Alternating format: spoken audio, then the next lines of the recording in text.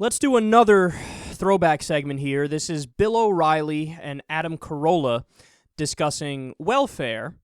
And this is really interesting because it gets to the heart of a disagreement between liberals and conservatives. We were on welfare and food stamps, and I did the lunch ticket program at school as well. That did not include Taco Bell, sadly. And I felt like she was cut off at the knees. I felt like it hobbled her. I felt like she got her stipend from the government, and it was just enough to get by on, and that's all we did. And one time when I was about 9, I said to her, why don't you just get a job? Then we could have a nice car and some furniture and a color TV. We could watch Rhoda and Maude on a color TV. And she said, if I get a job, I'll lose my welfare. And I thought, that is a horrible message to send. But it inspired me. It inspired me to write a book. Don't buy Glenn Beck's book, by the way. That bastard's rich enough. He's fine. He has a ranch in Texas. He'll land on his feet. I need the money.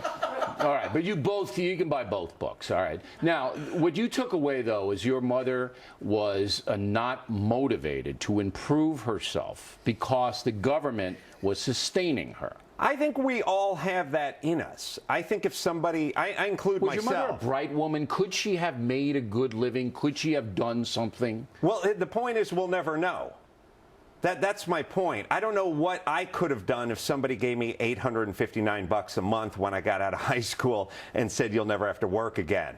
I would probably still be on the same futon that I slept on in my dad's garage. That's my point. Mm-hmm. I think we're all capable of doing a ton and capable of doing almost nothing depending on what's demanded of us. So if your mother had not had welfare, though, you would have starved, though, right? I mean, you would have been even worse off. And Carolla had a pretty bad upbringing. If you read the book, you'll see it wasn't easy for him. But you would have been even worse off, though, right? But I think she would have risen to the occasion. Just out of maternal instinct for you and your sister to provide for you so you weren't living under a bridge. I think we all have more of that in us than we know, but I don't think we'll ever find out as long as we're getting the stipend from the government.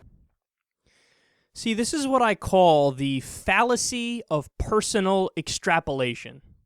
And that's just a fancy way of saying that people believe that their experience is the only experience, and if they saw something a certain way, then everybody in the same place, the same thing would happen. And it's just not true. I mean, it's kind of like, to give another example, it's kind of like the anti-gay people who are gay. And what do they always say? They talk about gayness as if it's a choice. Why do they do that? Because it's a choice for them. And they just assume that everybody is gay and they're fighting that urge because they are. And the reality is, no, we're not all like that. That's you. So what you're doing is the fallacy of personal extrapolation. So with Carolla, he's like, well, my mom's lazy and she did nothing on welfare, so therefore it's got to be the same for everybody else who's ever been on welfare. Yeah, but that's not true. What about all the people on welfare who are trying their best but got laid off because the economy sucks, so they temporarily need some help to get back on their feet? There's no discussion of those people. There's no peep of those people even existing. And then also, the most important facts are brushed under the rug here. So the economy is not perfect. Their whole argument and the entire premise rests on the idea that, well, if you want to make it, you can make it. You just got to try to make it. But during the recession, there were 5 people for every 1 job opening. And look, even when the economy is doing okay, there are 2 or 3 people for every 1 job opening. So the math doesn't work. There are always going to be people left out of the system. And that's not to say that, everybody's a hard worker and busting their ass and they're just, getting fucked over by a raw deal. But there are certainly some people in that category. It's a mixed picture. It's nuanced. It's complex. And they're paying no mind to any complexity or nuance. He's doing the fallacy of personal extrapolation.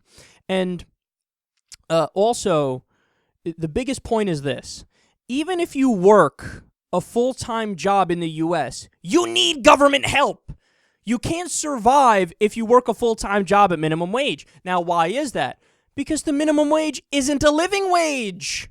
So then you need to go to the government and get food stamps. You need to go to the government and get Medicaid. Or else you or your kids are fucked. And you can't pay the rent or pay the mortgage, and you can't make all the bills. So the demonization of people who are using that last line of defense and that safety net that helps them, that keeps their head just above water, it's insane, man. It's insane. And look, I'll go as far as to say that, the majority of people who are using those social safety net programs are using it in the right way. In fact, it's the overwhelming majority. So your mom, Adam, was part of a tiny minority that they're not using it in the way it was supposed to be used. And what's my evidence for that? The fraud rate on these programs. I mean, if you look at the social safety net programs, for example, the food stamp program, conservatives say, oh, people are scamming the system. How dare they? God damn it. But there was a USDA study that found that the fraud rate and waste and abuse rate is only 1% in the food stamp program. So 1 out of every 100 people is using it in a wrong or sketchy way. Okay? So that means the 99 out of 100 people are using it because it's like, hey, man, I got a job. The system's kind of fucked up. I'm not making enough money to survive. I need it. Or what do you want, my kid to starve? Is that what you want? And look, I don't know, but maybe Adam Carolla's answer is yes. Fuck your kid. I don't know, but look, whether or not he realizes it, that's the end policy result of the ideas that he's advocating for.